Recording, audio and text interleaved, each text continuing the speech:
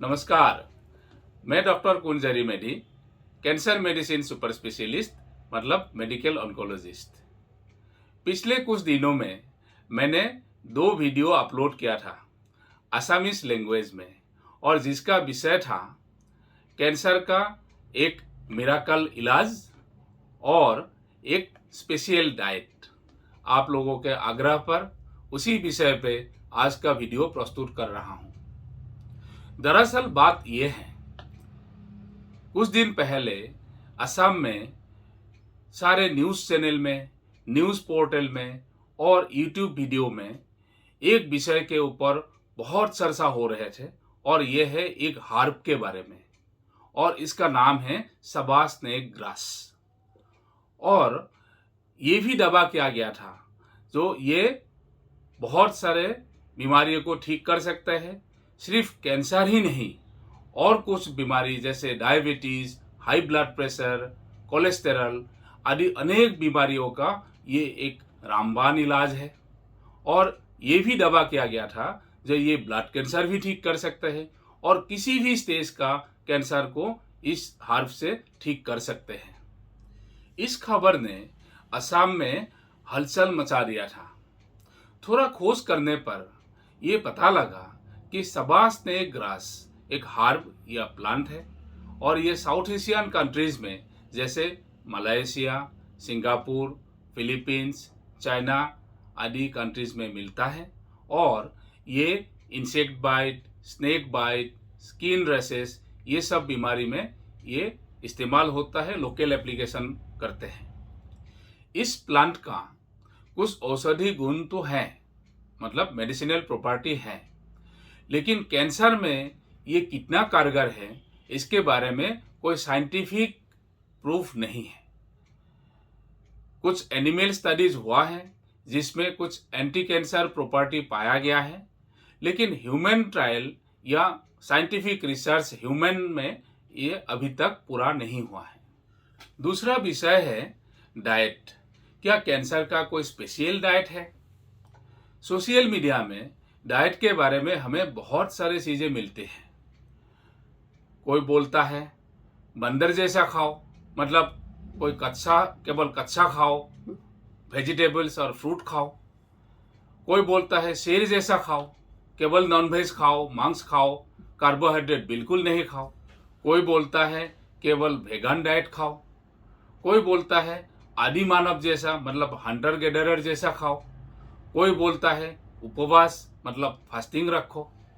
इन सारे डाइट का प्रधान उद्देश्य है वजन कम करना, क्योंकि ज़रूरत से ज़्यादा बढ़ता हुआ वजन मतलब मोटापा बहुत सारे बीमारियों का कारण है, जैसे diabetes, high blood pressure, heart disease, cholesterol का प्रॉब्लम और कैंसर जैसा अनेक बीमारियों का मूल कारण है। तो डेफिनेटली हमें अपना शरीर का वजन नियंत्रण में रखना चाहिए और मोटापा से दूर रहना चाहिए। ये जितना ही ये स्पेशल डाइट होता है, ये बहुत एक्सट्रीम्स होता है, मतलब किसी में केवल एनिमल फैट और एनिमल प्रोटीन होता है, किसी में केवल वेजिटेबल प्रोडक्ट होता है जिसमें अनाज भी नहीं होता है। ये सब एक्सट्रीम डाइट का, रेस्ट्रिक्टिव डाइट का शॉर्ट टर्म इफेक्ट में हो सकता है, वेट लॉस में मदद करता है, लेकिन लॉन्ग टर्म इफेक्ट क्या होगा इसके बारे में अभी जानना बाकी है।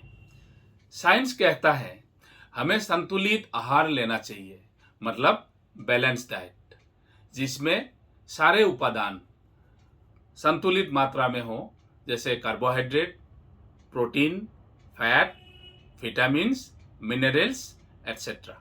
क्योंकि हमें सिर्फ वजन कम नहीं करना है, हमें तो शरीर को काम करने के लिए कैलोरी मतलब एनर्जी और पोषण भी प्रोवाइड करना है।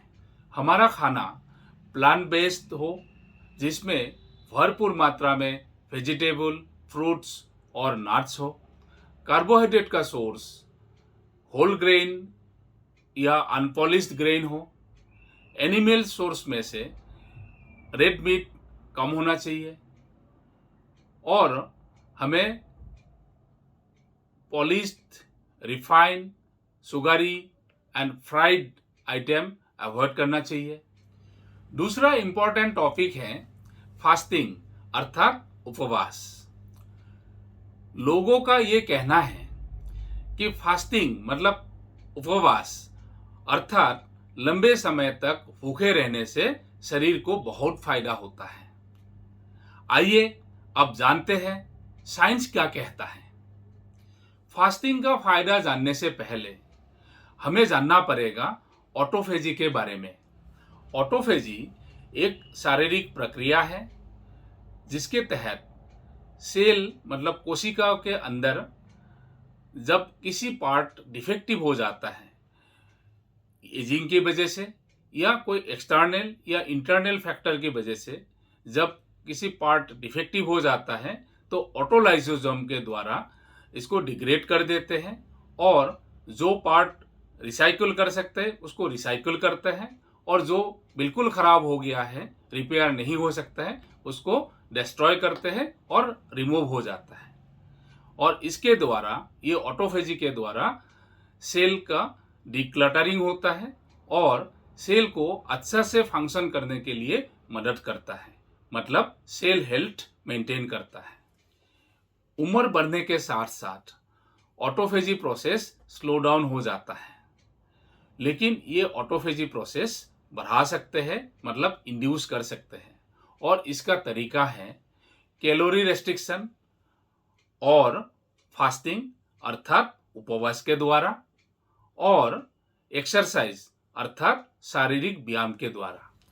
इस हिसाब से देखा जाए तो फास्टिंग इंड्यूस ऑटोफेजी मतलब उपवास के द्वारा जो ऑटोफेजी प्रोसेस बढ़ाया जाता है ये रोग प्रतिरोध में काम आ सकता है, जैसे diabetes, high blood pressure, obesity, cholesterol का प्रॉब्लम, हार्ट डिजीज, ये सब बीमारी में, और न्यूरो डिजेनरेटिव डिजीज जैसे डिमेंशिया, पार्किंसंस इत्यादि। कैंसर के इनिशिएशन में या अर्ली स्टेज कैंसर में फास्टिंग इंड्यूस ऑटोफेजी का काम आ सकता है, लेकिन एडवांस स्टेज का कैंसर में इसका कितना असर है ये तो डाउटफुल है। और एडवांस स्टेज का कैंसर में इसके द्वारा ट्यूमर को बढ़ावा मिल सकता है, मतलब ट्यूमर प्रमोशन होने का संभावना रहता है। फास्टिंग अर्थात इंटरमिटेंट फास्टिंग में 12 से 24 घंटा मतलब 12 to 24 आवर्स तक कुछ नहीं खाते हैं, मतलब उपवास में रहते हैं और बाकी समय में नॉर्मल डाइट लेते हैं। और इसका अनेक प्रकार हैं, इसके बारे में कभी और वीडियो में हम बात करेंगे। कैंसर के ट्रीटमेंट के दौरान इंटरमिटेंट फास्टिंग या स्पेशल डाइट का रोल अभी तक साइंटिफिकली प्रूफ नहीं हुआ है। कोई भी कैंसर का पेशेंट अगर फास्टिंग करना चाहते हैं तो कुछ बातों का ध्यान रखना पड़ेगा, जैसे उम्र मतलब कम उम्र वाले या ज़्यादा उम्र वाले लोगों को फास्टिंग नहीं करना चाहिए।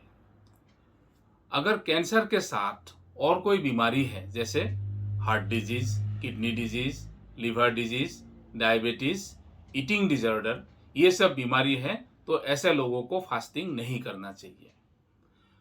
अगर एडवांस स्टेज का कैंसर या मेटास्टेटिक कैंसर हो और gastrointestinal cancer, stomach cancer, pancreas cancer, lung cancer, ये सब कैंसर में भी फास्टिंग नहीं करना चाहिए, क्योंकि ऐसे भी इस कैंसर में लोगों का कैटाबॉलिज्म बहुत ज़्यादा होता है, हाइपर मेटाबॉलिक स्टेज में रहता है, ऐसे भी नाजुक स्थिति होता है और ऐसे लोगों को फास्टिंग नहीं करना चाहिए।